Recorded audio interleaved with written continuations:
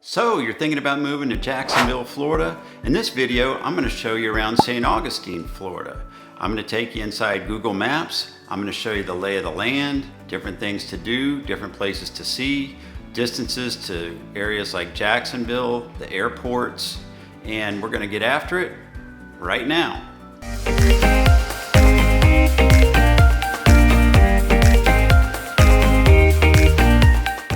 If this is your first time to this channel and you want to know everything about living in Jacksonville, Florida, or the surrounding areas like today, St. Augustine, subscribe below, tap the bell for notifications so you can be the first to learn about the current market here in the Jacksonville area. My name is Jay and we get calls and emails every day from people just like you that are looking for help to move to this area. And we absolutely love it. So whether you're moving in 9 days or 90 days, give us a call, shoot us a text, send us an email. We're happy to help you make a smooth move to Jacksonville. So as I said, we're going to be using Google Maps and take a tour around St. Augustine. So let's get started. So here we are on my computer and I'm going to show you around St. Augustine and the surrounding areas there so you get the lay of the land and see what's going on. Right now when we look at the map, of course, here's St. Augustine. Circle that for you. And up here is Jacksonville. So it's going to be about 1 hour drive on average to get from Jacksonville down to St. Augustine. You would want to allow probably about an extra 15 minutes if you're driving from Jacksonville to St. Augustine, in the morning, regular drive time, going to work traffic, I'd say between 6 and 9 in the morning. And I'd say in the evening between 4 and 7. That should probably allow for whatever traffic might be on the roads. We don't have much traffic in this area, and you're going to see compared to New York or LA or Chicago, our traffic is pretty much non-existent compared to those areas. Wanted to show you a couple of things as far as distances to the airport. So we'll do St. Augustine to Jacksonville International. That's about an hour's drive up to Jacksonville International, and that would be to the north, of course. The other major airport that people choose to use is to the south. It's in Orlando. It's called MCO, and that's going to be about 2 hours drive from St. Augustine. There is another, and that's going to be, of course, you take 95 north, to get from St. Augustine to Jax, and you're going to take 95 to I-4 and then take the toll road to MCO there in Orlando. There is a small airport in Daytona right here, which is about an hour and a half south of St. Augustine. St. Augustine does have its own local regional airport. And there is a carrier there called Elite Airways, and they have nonstop flights to Newark and also to Portland, Maine. There are people that fly their own aircraft in and out there in St. Augustine, and there's actually a port for seaplanes as well if people have those. So that covers the airports. I did want to talk about St. Augustine itself. So you can see the classic outline of the municipality of St. Augustine right here with these dotted lines very clearly there. What I wanted to let you know is there's actually a county designation where you would have a St. Augustine address as well if you lived in any of these areas in St. Johns County. Comes all the way down.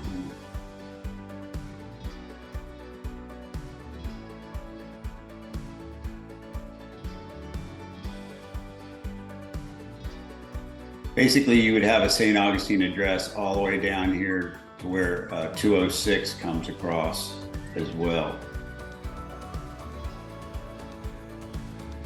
So that's a lot of area. St. Johns County, that's this area with the dotted lines here. St. Johns County is the county that St. Augustine is in. And of course, Jacksonville is in Duval.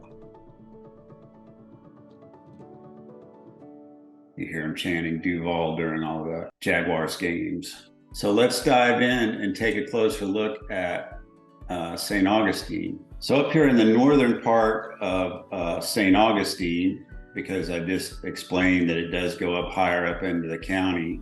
You're going to have a ton of residential areas here. This one's called Shearwater. There's another one over this way called Trailmark. That's Silverleaf. You can see the amenities that they have there. They haven't even begun to finish building out in Silverleaf. They just opened a new phase back in Shearwater. You have a lot of choice of lots in a lot of these areas. Probably the widest lot's going to be about 70 feet wide, and they're going to go as narrow as 40 because land is at a premium, just like it is, in most big cities. Once you get out into more rural areas, you can get more land. You want to do that and build. So all of these areas up here in the north, you're going to have no problem with, grocery stores, A-rated schools. There's lots of places to golf up here. St. John's Golf and Country Club. There's a brand new hospital here called Ascension St. Vincent's. They just built that.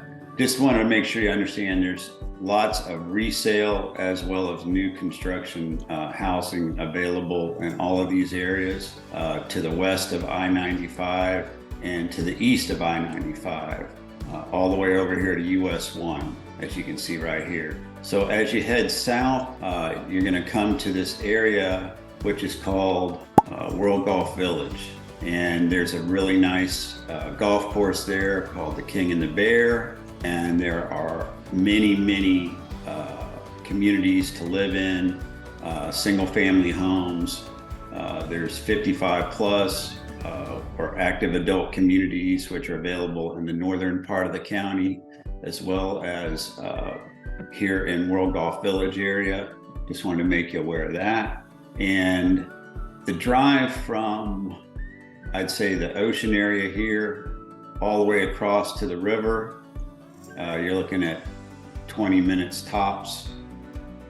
So you can go from both bodies of water and in no time, at all. So you have, this is called International Golf Parkway, which is this exit off of the interstate, which connects all the way over to US 1.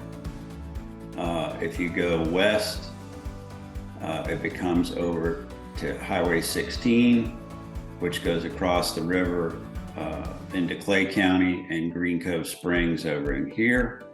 Continuing further south on the interstate, down I-95, you would come to the next exit, which is going to be State Road 16.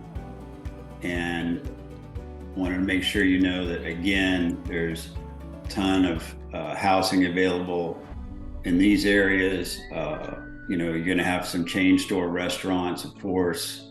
All of these areas right here.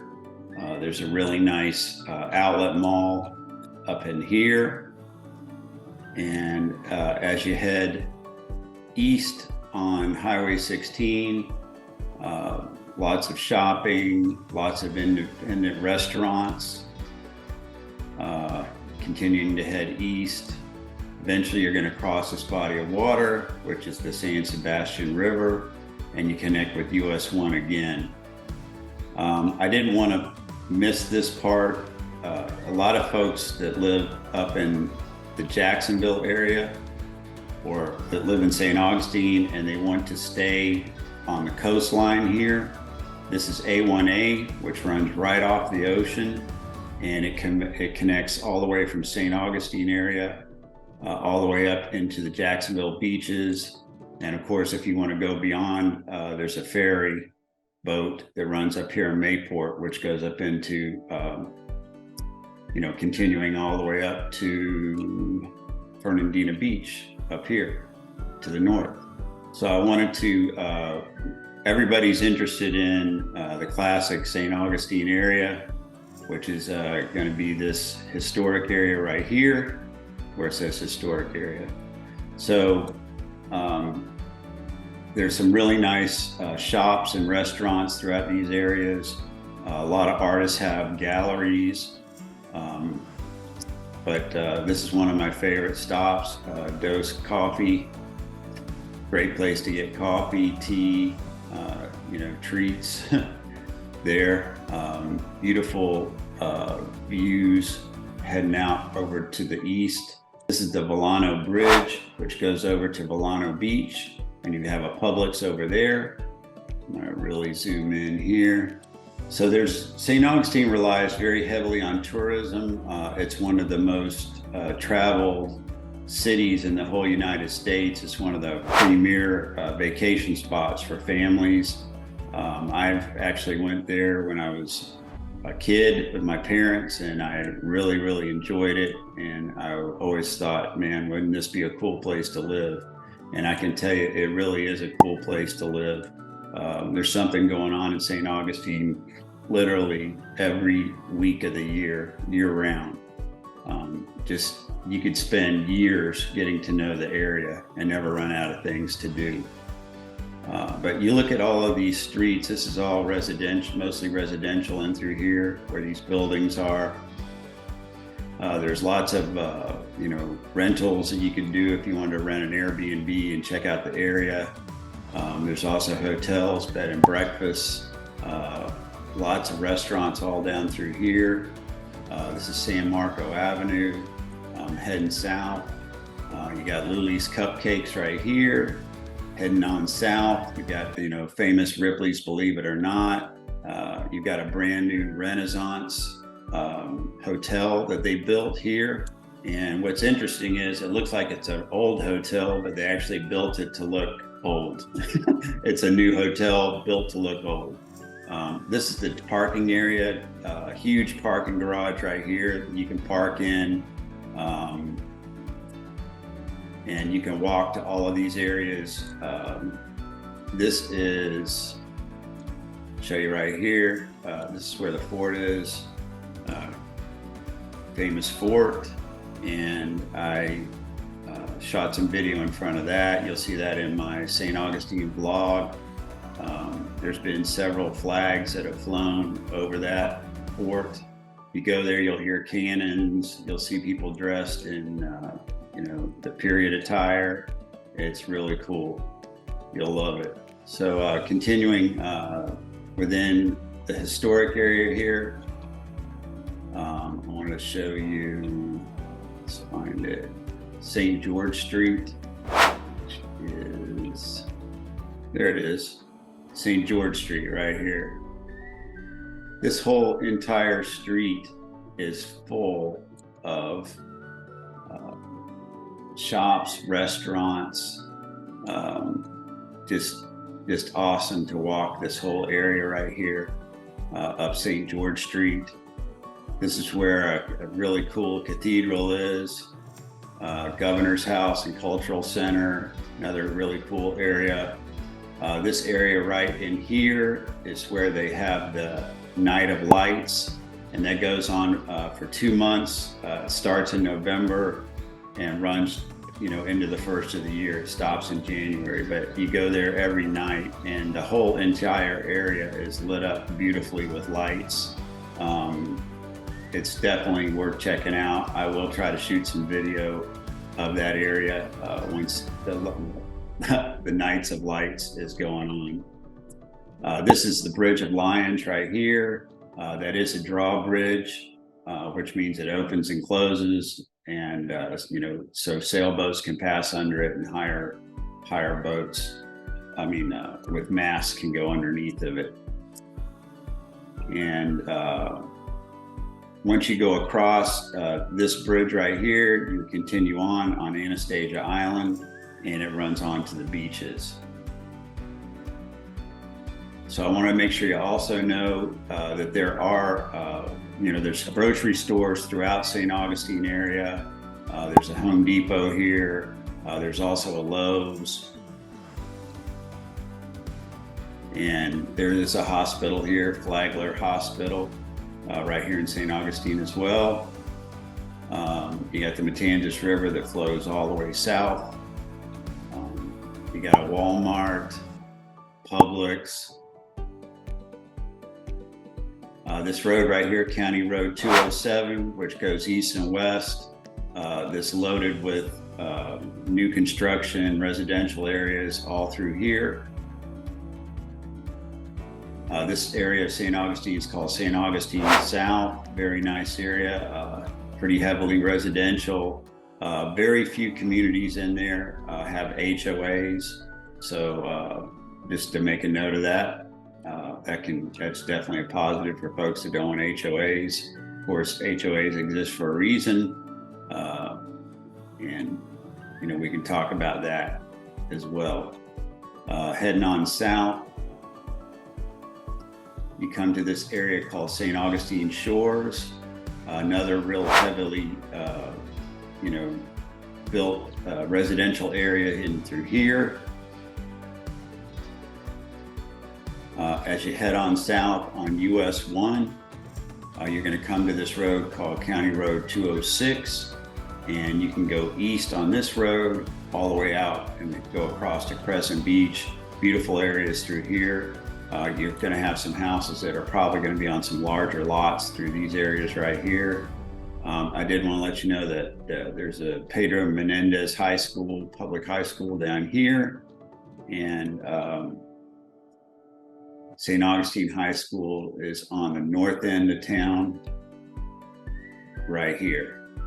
All the schools in St. Johns County are very highly rated. Within St. Augustine, they're gonna vary from an A rating to a high B rating, so you can't go wrong with the schools. And just wanted to wrap that up. I don't want to go too deep on the area.